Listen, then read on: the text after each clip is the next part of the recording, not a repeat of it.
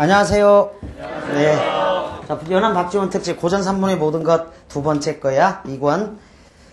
오늘은 예덕선생전 두 편이 나오는데 실전 60하고 실전 61 중에서 비교적 상세하게, 그러니까 일단 박지원 작품은 강독도 필요해. 전체적으로 읽어가면서 의미를 파악하고, 그래서 실전 61부터 먼저 보겠습니다. 같이 읽어가자. 줄거리로 요약한 게 이제 실전 60에 있고, 그리고 한 문제 정도는 거의 틀리기 때문에 최근의 경향은 작년 6월 평가원 때는 임진록에서 두 문제를 아주 많이 틀렸었는데 최근에 6월 평가원하고 수능은 한 문제 정도. 그런데 그 문제를 다 맞아야 되는 거야. 어떻게? 선택지들 사이에 상대적 비교에 의한 최선책 찾기를 통해서. 선귤자에게, 자, 이덕무, 연암의 제자인 이덕무의 별칭이 선귤자라고 한다. 선귤자에게 예덕선생이라 부르는 벗이 한 사람이 있다. 그는 종본탑 동쪽에 살면서 날마다 마을 안에 똥을 치는 일을 생업으로 삼고 지냈는데, 자, 예덕선생은 알고 봤더니 굉장히 미천한 신분이다. 밑줄 그 마을 안에 똥을 치는 일을 생업으로 삼고 지내다. 직업은 미천한 신분. 마을 사람들은 모두들 그를 엄행수라 불렀다. 행수란 망일꾼 가운데 나이가 많은 사람에 대한 칭호요. 엄은 그의 성이다. 자목이, 자, 선교자는 동그라미 치고 자목에다가 세모꼴을 친다. 제자야, 제자. 자목이 선교자에게 따져 묻기를, 예전에 제가 선생님께 벗의 도를 들었는데, 벗의 도, 벗이란 함께 살지 않는 아내요, 핏줄을 같이 하지 않은 아우와 같다고 말씀하셨습니다. 물론 이게 번역이 되어 있기 때문에 현대소설하고 다를 바가 없다. 그런데 이쪽 의미를 잘못 파악하면 선생님, 아내는 함께 살아야 되고 가까운 사이인데 함께 살지 않으면 이혼 직전의 단계니까 되게 사이가 나쁜 사이 아닙니까? 이런 질문을 하더라고, 어떤 애가. 그래서 문맥적으로 읽어보자 해가지고 그 완전 정반대의 의미로 파악할 수 있는 그런 문장이야. 자, 함께 살지는 않지만 아내와 같은 존재다. 함께 사는 아내와 같은 존재다. 이렇게 파악을 해줘야 돼. 자, 그러면 문장을 약간 고쳐보자. 벗이란 함께 살지는 않지만, 이렇게 고쳐줘. 아내 같은 존재요. 이렇게 적어준다. 벗이란 함께 살지는 않지만 아내 같은 존재요. 핏줄을 같이 하지 않았으면서도 아우와 같다. 이렇게 써준다. 그래서 아내요, 아우와 같은 사람이 벗이야, 벗. 벗이란 이같이 소중한 것인 줄 알았습니다. 세상에 이름난 사대부들이 선생님을 따라 그 아랫자리에서 논일기를 원하는 자가 많았지만, 아랫자리는 이제 제자야. 그러니까 연암 박지원 아주 높은 대선비고 그 밑에 이덕무도 마찬가지. 그런데 사대부들이 이덕무를 따라서 제자의 원하기를 희망하는 자가 많았는데 선생님께서는 아무도 받아들이지 않았습니다. 따라서 여기서 선귤자의 태도를 우리가 추측할 수 있다. 허례허식에 젖은 양반들을 싫어함, 이렇게 적어도 그거는 이제 이 글 전체 속에서 나오는 내용이긴 하다. 그러니까 이름난 사대부들이 이 선귤자에게는 매력이 없는 사람들이야. 왜? 허례허식에 젖어 있기 때문에 그래. 그런데 저 엄행수라는 자는, 자에다가 놈자자라고 쓰고, 이건 비하의 의미가 있어. 평가원에 한번 출제됐죠? 놈자자니까 비하의 뜻이 있다. 비하. 비하의 뜻이 있다. 마을에서 가장 비천한 막일꾼으로서, 자, 비도 세모꼴을 쳐두어. 비에다도 세모꼴.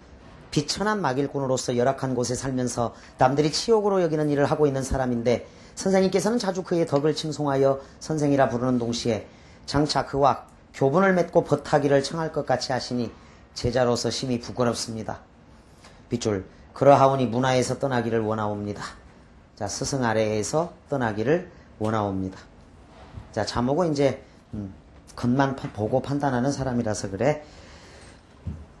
봉건사상에 젖어 있는 신분에 따라서 친구를 사귀는 자야. 하니 선귤자가 웃으면서, 선귤자 역시 동그라미 치고, 앉아라. 내가 너에게 벗을 사귀는 것에 대해 말해주마. 속담에 의원이 제병 못 고치고 무당이 제굿 못한다 했다. 자, 너가 잘못 생각하고 있는 교우의 도리를 내가 대신 가르쳐 주겠다. 자기 일은 자기 스스로 하기가 어렵다. 그런 의미야. 사람마다 자기가 스스로 잘한다고 여기는 것이 있는데 남들이 몰라주면 답답해하면서 자신의 허물에 대해 듣고 싶은 척한다. 그럴 때 예찬만 늘어놓는다면 아첨에 가까워 몸이 건조하게 되고 단점만 늘어놓는다면 잘못을 파헤치는 것 같아 무정하게 보인다. 따라서 잘하지 못하는 일에 대해서는 얼렁뚱땅 변종만 울리고 제대로 지적하지 않는다면 제 아무리 크게 책망하더라도 화를 내진 않을 것이다. 상대방의 꺼림칙한 곳을 건드리지 않았기 때문이다. 그러다가 비슷한 물건을 늘어놓고 숨긴 것을 알아맞히듯이 자신이 잘한다고 여기는 것을 은근슬쩍 언급한다면 마치 가려운 데를 긁어준 것처럼 진심으로 감동할 것이다. 가려운 데를 긁어주는 것에도 방법이 있다. 자, 밑줄. 등을 토닥일 때는 겨드랑이에 가까이 가지 말고 가슴을 어루만질 때는 목을 건드리지 말아야 한다. 즉 도를 넘지 말아야 한다. 뜬구름 같은 말을 하는 것 같으면서도 그 속에 결국 자신에 대한 칭찬이 들어있다면 뛸 듯이 기뻐하며 자신을 알아준다고 말할 것이다. 이렇게 벗을 사귄다면 좋겠느냐 하였다. 자목은 자목 세목골 치고 귀를 막고 뒷걸음질 치며 말하기를 지금 선생님께서는 시정잡배나 하인 놈들이 하는 짓거리를 가지고 저를 가르치려 하시는군요. 지금 선생님께서는 교원영색 아첨하고 계십니다. 뭐 이런 내용이야. 하니 선귤자가 말하기를. 자, 선귤자는 새로운 의식을 갖춘 사람이야. 여기서 깨어있는 의식을. 새로운 의식을. 그러니까 음행수하고도 버타려고 하는 거죠. 그렇게 말하는 것을 보니 내가 부끄럽게 여기는 것이 전자에 있지 않고 전자. 친한 벗을 사귀는 데에 있지 않고. 자, 전자에다가 친한 벗을 사귐. 후자에만 있구나. 자, 후자. 이속과 아첨으로 벗을 사귐. 이렇게. 이속과 아첨으로 벗을 사귐.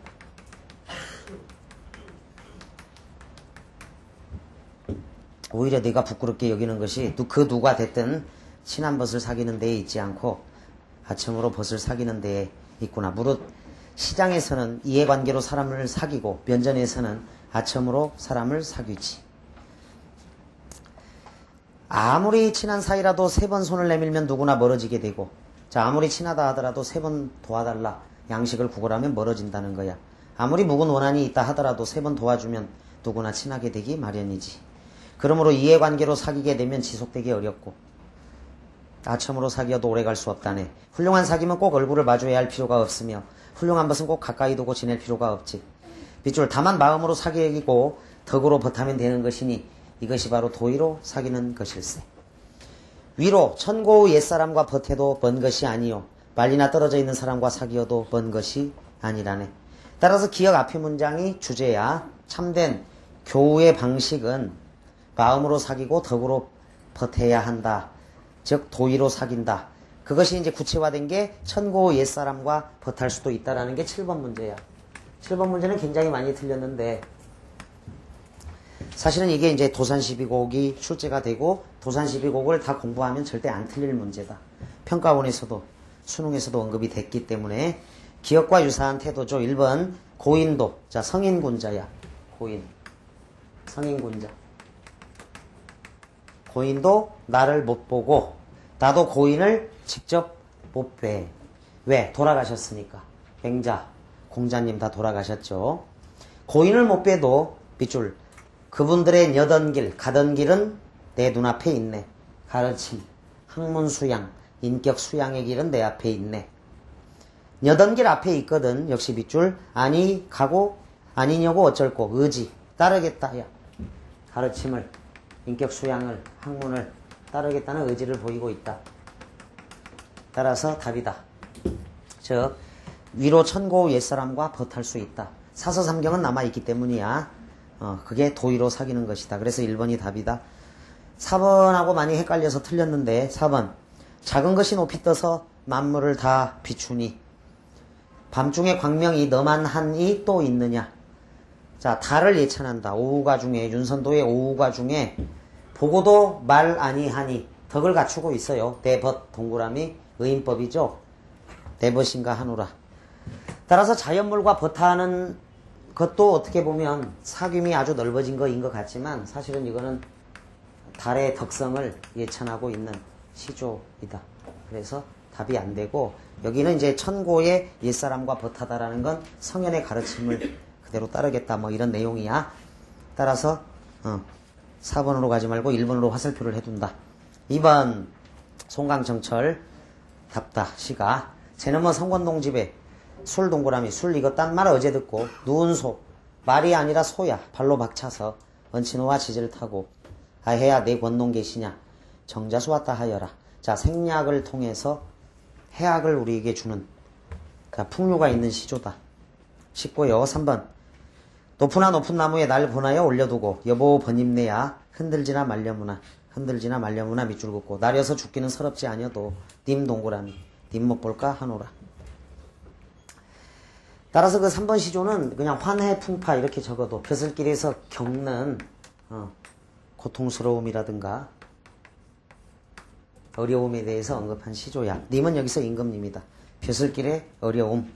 5번 말하기 좋다고 남의 말을 말 것이 남의 말 내 하면 남도 내 말 하는 것이 말로써 말이 많으니 말물음이 좋아라. 언어 유의죠. 남을 까지 마라 뭐 이런 뜻이야. 말을 통해서 교훈적인 내용을 담고 있습니다. 자 7번 문제 하나 잘 풀어내면 나머지는 틀릴 만한 문제는 없다. 잠깐 다시 제시문 가서 말리나 떨어져 있는 사람과 사귀어도 먼 것이 아니라네. 참된 교우. 저 음행술한 사람은 일찍이 나에게 알아달라고 요구하지는 않았는데도 나는 항상 그를 예찬하고 싶어 못 견뎌 했지. 자, 그 다음 문장 보자. 그는 밥을 먹을 때는 끼니마다 착실히 먹고 길을 걸을 때는 조심스레 걷고 졸음이 오면 쿨쿨 자고 웃을 때는 껄껄 웃고 그냥 가만히 있을 때는 마치 바보처럼 보인다네. 흙벽을 쌓아 풀로 덮은 움막에 조그만 구멍을 내고 들어갈 때는 새우등을 하고 들어가고 잘 때는 개처럼 몸을 웅크리고 잠을 자지만 아침이면 개운하게 일어나 삼태기를 지고 마을로 들어와 뒷간을 청소하지. 자, 평범한 삶의 모습이야 그냥. 그래서 이런 소설이 보통 우리가 알고 있는 제자가인들 있잖아. 하나를 알면 열을 통하고 도술 부리고 뛰어난 인물이었던 전때 소설에 비해서 훨씬 현실감이 있는 거다. 그래서 장년수능, 사시남정기도 그 사시남정기는 1부, 2부가 있는데 2부는 남정 장면이야. 남쪽으로 이제 사시가 이동하는 장면인데 여기는 전기적인 요소가 아주 많아. 그런데 그 1부 장면은 굉장히 현실적이라서 장년수능에도 언급이 된 거야. 이런 내용이. 그냥 보통 사람들. 그게 박지원 소설의 뛰어난 장면이기도 해. 현실적이다라는 거. 자, 평범한 삶의 모습이라고 적고 가식 없는 모습이라고도 적어. 9월에 서리가 내리고 10월에 엷은 얼음이 열 때쯤이면 뒷간에 말라붙은 사람똥, 마곡간에 말똥, 외양간에 소똥, 회 위에 닭똥, 개똥, 거위똥, 돼지똥, 비둘기똥, 토끼똥, 참새똥을 자 주옥인 양 긁어가도 염치에 손상이 가지 않아. 그 이익을 독차지하여도 의로움에는 해가 되지 않으며 욕심을 부려 많은 것을 차지하려고 해도 남들이 양보심 없다고 비난하지 않는다네. 그는 손바닥에 침을 발라 삽을 잡고는 새가 모이를 쪼아먹듯 꾸부정히 허리를 구부려 이리만 열중할 뿐 아무리 화려한 미관이라도 마음에 두지 않고 아무리 좋은 풍악이라도 관심을 두는 법이 없지. 부귀한 사람이라면 누구나 원하는 것이지만 바란다고 해서 얻을 수 있는 것이 아니기에 부끄러워하지 않는 것이지. 따라서 그에 대한 예찬을 한다고 해서 내 영예로울 것도 없으며 더 영예로울 것도 없으며 더 헐뜯는다고 해서 욕될 것도 없다네. 그랬어. 서울 지역의 어떤 지명에 따른 어떤 그 채소 이름이 나와요. 당시의 사회상에다 왕십리의 배추, 설고지의 무, 석교의 가지, 오이, 참외, 호박, 연희궁의 고추, 마늘, 부추파, 염교, 청파의 미나리, 이태원의 토란 등을 아무리 토질이 매우 좋은 땅의 밭에 심는다고 하더라도 자 밑줄 그어 엄씨의 똥걸음을 가져다가 걸쭉하게 가꿔야만 1년에 6천냥 돈을 벌어들인다. 뭐 6천냥이나 된다네. 이런 내용들. 따라서 당시의 사회상을 엿볼 수 있는 부분. 작물의 종류, 채소의 종류, 그리고 분뇨를 이용한 영농이 이루어졌다라는 것이 나타나 있는 겁니다.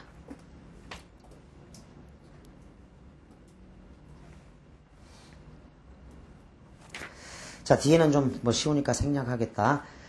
그 니은의 음행수와 같은 이는 아마도 자신의 덕을 더러움으로 감추는 거야. 따라서 그 니은을 문맥으로 보면 이 더러움이라는 것은 비에 해당되는 망일꾼, 비천한 망일꾼의 일을 하면서 덕을 감추고 있다. 이 정도 의미로 해석을 할 수가 있다. 자, 8번 문제를 그래서 비라고 정리해. 망일꾼이기 때문에 음행수의 덕인데 더러워 보이지만 속에 담긴 뜻은 도의에 어긋나지 않는다는 거야. 따라서 비가 답이 되어야겠다. A 같은 경우는 이제 겉으로 행세하기 위해서 하는 태도, 뭐 이 정도. 아랫자리에서 논일다라는 거야. 그러니까 사대부들이 성교울자와 사귀기 위해서 그냥 스스로 낮추고자 하는 태도야. 따라서 겉으로 행세하기 위해서 하는 태도니까 결과적으로 오답이고. 자, 5번 선귤자의 말하기 방식입니다. 권위 지우고 신뢰감, 상대방에 대한 신뢰감 지웁니다. 남들의 판단 근거하지 않았습니다. 지우고 상대의 입장 인정하지도 않았고요. 예화를 들었죠. 충분하게. 따라서 상대의 잘못된 생각을 바로 잡아주고 있다. 이게 맞고. 선귤자에 대한 판단 1. 행실이 도의에 어긋나지 않습니다. 형식보다 실용성 맞고, 또 사는 집이 분수에 넘치지 않고 존경받을 만한 인품도 가지고 있습니다. 맛을 따져 음식을 먹는다 X하고. 굉장히 쉽죠, 문제가. 9번. 자, 예덕선생정언을 읽고 썼다. 23번. 예덕선생전을 재미있게 읽었어요. 우리 고전소설의 주인공은 밑줄 그어봐. 신분이 높고 재주가 많은 인물로 설정되는 경우가 많은데 여기에 이제 제자가인이었다. 그동안에. 비천한 신분의 음행수를 주인공으로 삼은 것은 작자의 특별한 의도가 있는 것이 아닐까요? 라고 하니까 이제 답변을 달아줘야겠죠. 주제하고도 연관이 된다. 주제의식하고도. 1. 비참한 생활을 하는 주인공을 통해 하층민의 생활상을 그리려고 했어요. 이거는 운수 좋은 날 같은 소설이야. 비참한 일제하 하층민의 비참한 생활, 운수 좋은 날에 해당된다. 근데 여기는 비참한 생활이라고 할 수가 없어. 비참한 생활을 X해. 운수 좋은 날이 딱이야. 가난한 주인공을 통해 환경에 따라 인간의 본성이 변할 수 있음을 보여주려고 한 것이죠는 감자, 김동인의 감자에 해당되는 복녀, 감자에 해당되는 그런 작품이다. 3번 꾸준히를 하더라도 양반 못지않은 신분상의 지위는 없다. X하고. 고난을 이겨내고 승리한다도 안 나오죠.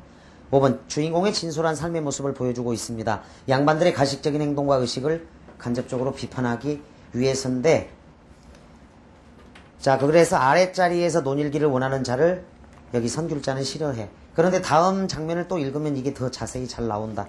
그래서 여기는 문제가 좀 쉽고 실전 60으로 가봐. 앞쪽으로 가서 실전 60으로 가서 2번 문제를 별표 쳐두고, 요 2번 문제는 되게 많이 틀렸고 질문도 많은 문제인데 2번 문제에다가 이건 수능에도 언급이 되어 있기 때문에 97년 29번이라고 적어둔다. 그러니까 허생전 같은 소설도 충분히 보기라든가 선택지로는 언급이 될 수 있으니까 2번 문제 하나 좀 잘 보면 돼.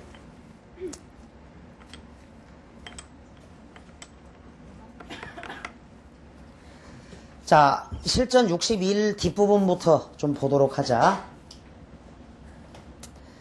다시 일문단 왕신리의 배추 그 뒷부분. 자, 앞부분의 줄거리 지금까지 한 거 요약해보자. 선귤자에게 예덕선생이라는 벗이 있었다. 예덕선생 동그라미. 더러운 일을 하지만 덕이 있는 분이야. 분뇨를 쳐나르는 역부의 우두머리. 자목에다가 세목을 치고 명분을 중시한다. 그리고 앞부분의 줄거리에서 충분히 정리할 수 있는 내용은 보기의 마지막 줄 밑줄 그어 마음으로 사귀고 덕을 버타는 도의의 사귐이어야 함을 강조한다. 올바른 교우의 도. 첫 문장은 생략하고. 자, 그런데 그는 아침에 밥 한 그릇을 먹네. 그래도 의기양양하고 저녁에 이르러서는 또 밥 한 그릇을 비우네. 누가 고기를 좀 먹으라고 권하면 고기 반찬이나 나물 반찬이나 목구멍 아래로 내려가서 배부르기는 마찬가지인데 입맛에 당기는 것을 찾아 먹어서는 무얼 하느냐고 하네. 자, 소박한 모습, 또 옷과 갓을 차리라고 권하면 넓은 소매를 휘두르기에 익숙지도 못하거니와 새 옷을 입고서는 짐을 지고 다닐 수 없다고 대답하네. 자, 실용적인 삶의 모습이다. 요게 실용적인 삶의 모습이야. 자, 그 2번 문제 잠깐 보세요. 2번 문제를 보면 이런 거를 잘 풀어서 당연히 다 맞아야 되는 문제다. 허생은 크게 꾸짖어 말했다. 소위 사대부란 것들이 무엇이란 말이냐. 동이족이야. 우리도 오랑캐 땅에서 태어나 자칭 사대부라 뽐내다니. 이런 어리석을 때가 있느냐. 밑줄 그어. 의복은 흰옷을 입으니 그것이야말로 상당한 사람이나 입는 것이고. 자, 상인이죠. 그러니까 우리가 백의 민족이라고 했는데 사실은 염색약이 없어서 그냥 흰옷 그대로 입었다는 얘기야. 이 상당한 사람. 그러니까 흰옷자라기가 97년 현대시 박목월의 이별가에 언급이 되어 있었는데 이거는 상당한 사람. 그러니까 드라큘라는 검은 옷을 입고 나타나죠. 우리 한국의 천여기 씨는 흰옷을 입고 나타난다. 그래서 비판하고 있는 거야. 백의 민족이라는 말도 사실은 뭐 염색약이 없었다 이렇게 얘기하는 사람도 있으니까 이 문장은 밑줄 그어. 백의 민족이 아주 긍정적인 의미는 아닌 것 같아. 자, 머리털은 한데 묶어 송곳같이 만드는 것은 남쪽 오랑캐의 습속이다. 자, 습속. 그러니까 습속, 습성, 습벽, 습관 뭐 등등 이번 평가원에 이제 언급됐었는데 선생님이 강조했던 건 습관과 관습은 구별해라. 이걸 강조했었어. 습관과 관습 구별하고 남쪽 오랑캐의 습속에 지나지 못한데 대체 무엇을 가지고 예법이라 한단 말이냐. 한단 말인가. 예법이 아니라는 거야. 자, 그러면서 본받을 사람으로 번호기를 예로 들었다. 번호기는 원수를 갚기 위해 밑줄 자신의 머리를 아끼지 않았고 무령왕은 나라를 강성하게 만들기 위해서 역시 밑줄 대놈의 옷을 부끄럽게 여기지 않았다. 이 예를 가지고 정확하게 답이 나와야 돼. 즉 보기는 실용주의적 관점을 취하라라는 얘기야. 정확하게. 그러니까 청나라에서 박지원의 주장은 이거야. 간단하게 그 청나라의 그 부국강병을 이룬 강대국 청나라에 첩자를 보내라.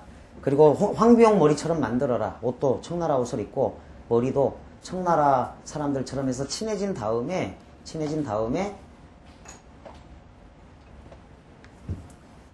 부국강병 거기 가서 배워오자는 거지. 그래서 배워서 힘을 기른 다음에 이제 북포를 해야 된다 이런 입장이라고. 그러니까 실용주의적 관점이고 허식은 벗어 던지자라는 거야. 허식은.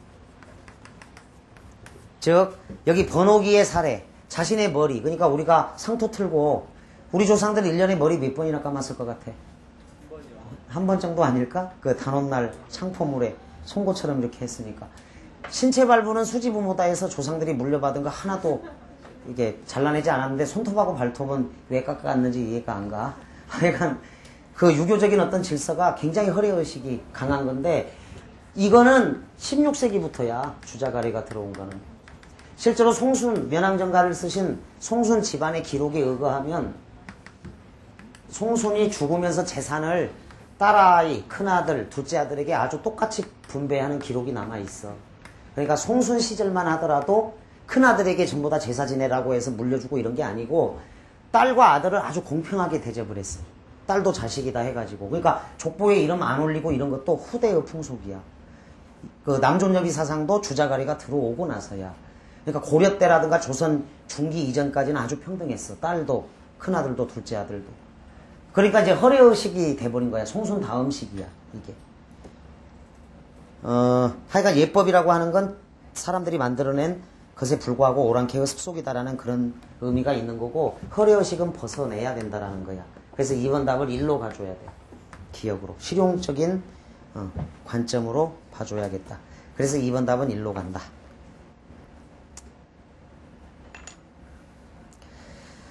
해가 바뀌어 제시문 다시. 해가 바뀌어 설이 되면 이른 아침에 처음으로 갓 쓰고 옷 입고 띠를 띠고 신도 새로 신고 이웃 동네 어른들에게 두루 돌아다니며 새해 인사를 하지. 최소한의 격식이야. 격식. 최소한의 격식은 차리는 생활.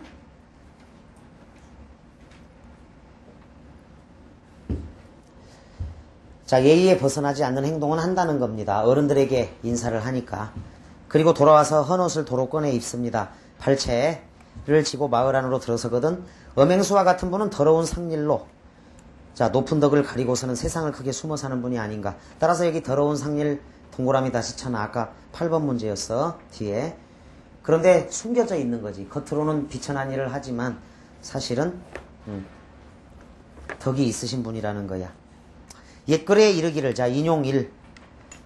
자, 문헌 근거 논지 강화야. 인용 1. 부자와 귀인의 처지에 있어서는 부자와 귀인으로 지내고 가난하고 미천한 처지에 있어서는 가난하고 미천한 대로 지낸다고 했네.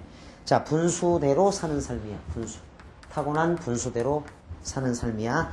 그래서 니은은 답이 안 돼. 보기는 분수를 지켜라 라는 거니까 니은이라는 것 2번 보기는 2번 선택지는 분수를 지켜라야. 분수에 만족하다. 대체 처지란 것은 이미 정해져 버린 것이야. 또 시경에 이르기를. 인용 2.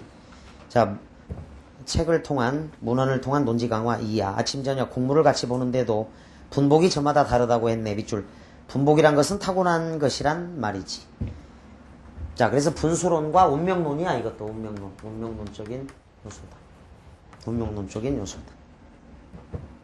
대체 모든 사람이 이 세상에 태어날 때 각기 정해진 타고난 복, 그거 분복이야. 타고난 복이 있는 것이니 제 분복을 가지고 누구를 원망하겠는가. 밑줄. 새우젓을 먹게 되니 달걀찌개가 생각나고 가롯을 입고 나면 보시옷이 부럽게 되는 것일세. 속담 저거. 말 타면 경마 잡히고 싶다. 말 타면. 그러니까 서 있으면 앉고 싶고 앉아 있으면 눕고 싶고 이런 게 사람 마음이다. 욕망이 끝이 없다. 야. 즉 말 타면 경마 잡히고 싶다. 그러니까 이제 말이 없을 때는 말만 있으면 좋겠다고 생각했는데 이제 말에 타면 누군가가 그 말고삐를 잡아주기를 바란다는 거야. 그 내용이야. 욕망이 끝이 없다. 천하가 여기서부터 욕망을 품는 것으로부터 어지러워지고 백성들이 와하고 들고 일어나서 논밭을 서로 빼앗으며 이에 밭이랑이 황폐해지네. 진성 오광 항적의 물이 세목을 쳐라. 분수로에 만족하지 않고 난을 일으킨 물이야. 그의 농사일이나 하는 데만 만족하고 말 사람들이었는가. 주역에서. 자, 논지 강화 3이다. 짐질 것도 있고 탈 것도 있어서 도적을 불러들인다. 밑줄 긋고. 생활이 넉넉하면 도둑들이 노린다. 이 뜻이야. 생활이 넉넉하면 도둑들이 노린다. 바로 이것을 두고 이런 말일세. 그렇기 때문에 굉장한 벼슬자리에는 깨끗하지 못한 구석이 있으며 제 힘으로 번 것이 아니고는 부호가 재산가의 칭호도 더러운 것이다. 세목을 쳐놔. 벼슬아치들의 욕심 끝이 없다라는 거 비판하고 있는 거야. 또 재산 역시 남의 것을 빼앗아 쌓은 것이니까 더러운 거다. 본래 사람의 숨이 떨어지면 입안에 구수를 넣어주는 것도 밑줄 깨끗이 가란 뜻.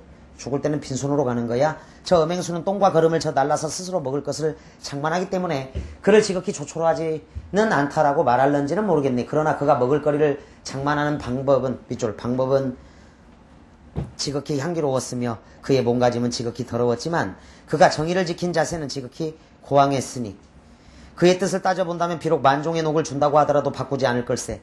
이런 것들로 살펴본다면 자, 고왕, 굽실거리지 않았다라는 거야. 뜻이 높아서. 세상에는 깨끗하다면서 깨끗하지 못한 자, 세목골, 더럽다면서 더럽지 않은 자도 있단 말일세. 호질의 주인공이야. 호질이라고 써도. 그러니까 호질의 동리자, 과부, 열렬하고 하는 자, 호질의 주인공 이렇게 적어둔다.